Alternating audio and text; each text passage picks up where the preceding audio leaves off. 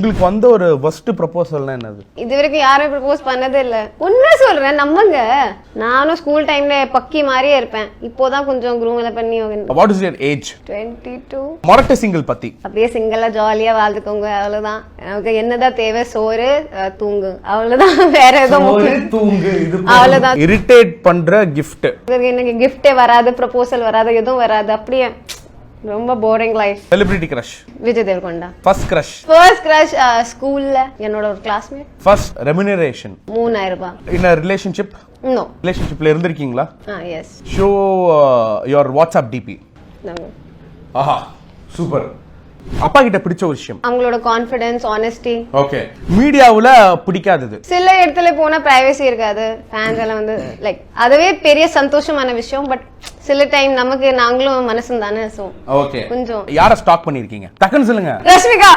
Favourite YouTuber? ஹிந்தில இருக்காங்க Bhuvan bomb. அப்போ தமிழ்ல இருமுசாணி விஜய். பிரக்யா இல்லாம, இந்த நேம் இல்லாம எனக்கு இந்த நேம் தான் பிடிக்கும்னா வாட் இஸ்?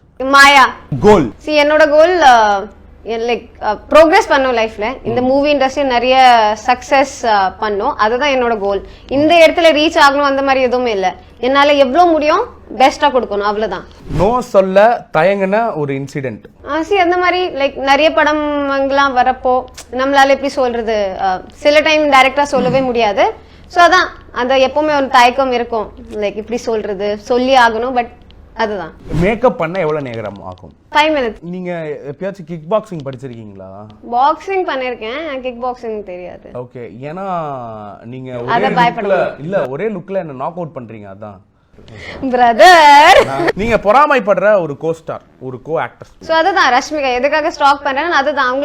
அவங்கள மாறி ஆகாம எப்படி சொல்றது, அவங்க நிறைய அச்சீவ் பண்ணிருக்காங்கல்ல. சோ அதே மாதிரி நானும் நிறைய அச்சீவ் பண்ணும். அதிகமா பயப்படுற ஒரு விஷயம்? பாம்புனாலே கொஞ்சம் ஸ்பைடர்ஸ், பாம்பு அடிக்கடி கனவுல வந்து. சொதப்பன ஒரு மொமெண்ட்? கல்யாணத்துல நம்ம ஃபேமிலிக்குள்ள போய் டான்ஸ் பண்ணிட்டு இருந்தேன், நான் விழுந்துட்டேன். சொதப்பிட்டேன். நீங்க ரிக்ரெட் பண்ற ஒரு விஷயம்? நிறைய படங்களை லைக் வந்திருக்கு. சில டைம் நான் நோ சொல்லிருக்கேன், அது நல்லா வந்திருக்கு. ஸோ அது ரிக்ரெட் கிடையாது.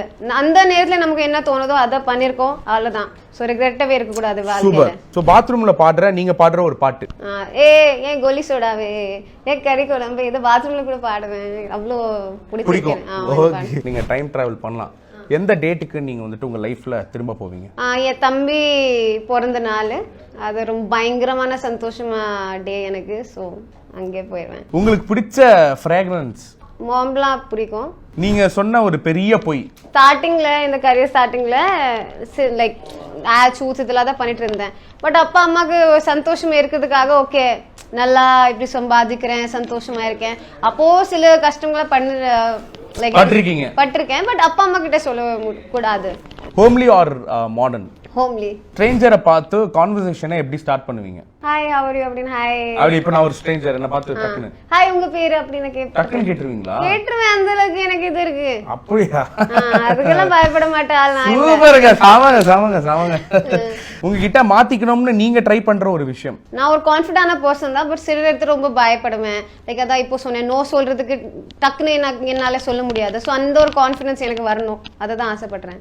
நீங்க பலமுறை பார்த்த படம்? SMS, மனசுல சக்தி. நீங்க கடைசியா எதுக்கு ரொம்ப அழுதீங்க? ஷேர்ஷா படம் பார்த்தேன் ஹிந்தில, சித்தார்த் மல்ஹோத்ரா, கியாரா அட்வானியோட. என் அப்பா ஆர்மியில் ஆஃபீஸர் இருக்காங்க, கர்னல். ஸோ இதுவே ஒரு ஆர்மி சம்மந்தப்பட்ட ஒரு படம். ஸோ அதனால கடைசி எண்ணில ரொம்பவே அழுதுட்டீங்க அந்த படம் பார்க்கப்போ. So childhood memory? ஆமா, என் தம்பி தங்கச்சி கூட நிறைய விளையாடுவோம். ஃபேமிலி எல்லாம் கூடவே இருக்கும். இப்போ எல்லாம் தனியா பிரிஞ்சுட்டோம். ஸோ அதுதான் பெஸ்ட் மெமரி.